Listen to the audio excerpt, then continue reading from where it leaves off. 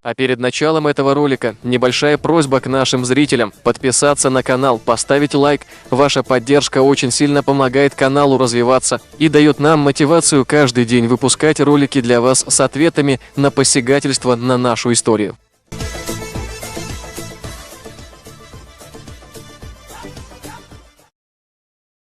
Разберем еще одно видео с канала Лаймра. Видео называется «О том, как чеченец женился на своей бабушке». Заметьте, что уклон делается на то, что данный персонаж является чеченцем. Так как подписчика нас просили обратить внимание на это видео, мы разоблачим эту грязь. А взамен мы просто хотим, чтобы вы ставили лайки и распространяли наши видео. Итак, начнем с того, что Лаймра привел неправильный источник. То, что показал и зачитал Лаймра, находится в книге «На краю гибели», изданная в 1890 году. А сделал он это специально, чтобы их ложь не раскрыли. Мы уже привыкли к таким фальсификациям со стороны ингушей. Идем дальше. Обратите внимание на оглавление «Предания и сказки чеченского народа». И вначале автор пишет «Самая популярная сказка у чеченцев». Далее автор пишет, что чеченцы смеются над этими сказками, это своего рода анекдоты. Автор нигде не указывает, что Мулла Насар чеченец, но Лаймра в названии видео написал, что Насар является чеченцем. Сразу после сказки про бабушку, далее идет сказка про то, что Мулла Насар встретился с пророком Мухаммедом, да благословит его Аллах и приветствует. Ингуши, надеюсь, вы не будете утверждать, что чеченец встретился с пророком. Хотя, зная вашу натуру, вы можете утверждать все, что угодно. Давайте теперь мы вас познакомим с Муллой Насаром, кто это такой и кем он является. Мулла Насар в мире известен как Мулла Насреддин, в мусульманских странах даже издавались книги про него и про его похождения. Это абсолютно выдуманный персонаж, даже если чеченцы и захотят его назвать, чеченцам у нас ничего не выйдет, так как во многих мусульманских и немусульманских странах утверждают, что он жил именно в их стране. Давайте теперь зададимся вопросом, для чего Лаймра и всем ингушам читать чеченские сказки.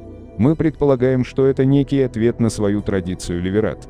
В связи с этим, мы не можем не напомнить ингушам их древнюю традицию, и вообще напомним им, как они относились к своим женщинам.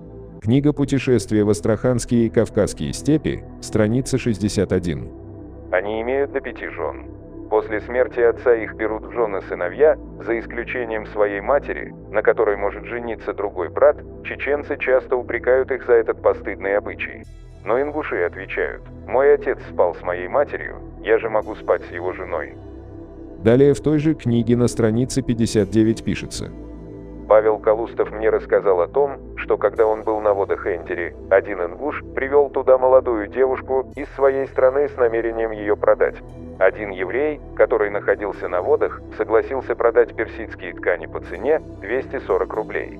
Когда продавец и покупатель пошли посмотреть ткани, девушка сказала нескольким чеченцам, находившимся рядом: «Знайте, что я несчастная сирота, каждый может меня обидеть безнаказанно. Человек, который привел меня сюда, обещал жениться на мне. Вместо того, чтобы сдержать свое слово, он продает меня для того, чтобы приобрести одежды, которые он никогда не будет носить». Затем она пошла в сад и повесилась на дереве. Книга «Законы и обычаи на Кавказе», страница 14. Ввиду этого понятно, какое значение следует придавать обычаю ингушей, по которому брат вправе, не спрашивая предварительного согласия сестры, распорядиться ее рукой. Стоит только брату, говорит Дубровин, во время пирушки выпить за здоровье своей сестры с человеком, желающим взять ее в жены и принять от него подарок, и сестра считается засватанной. Если вопреки обещанию, данному братом, девушка не отдана будет в супружество, одаривший брата жених преследует его как за кровную обиду. А теперь, проанализировав все изложенное, обратите внимание на комментарий, который ингуш оставил под видео Лаймра. Все сказки, на которые ссылаются ингуши, для них являются истиной, они не умеют думать и мыслить объективно, все, что выйдет из уст ингуша, для них является законом. Это, конечно же, ненормально и прежде всего является ущербностью.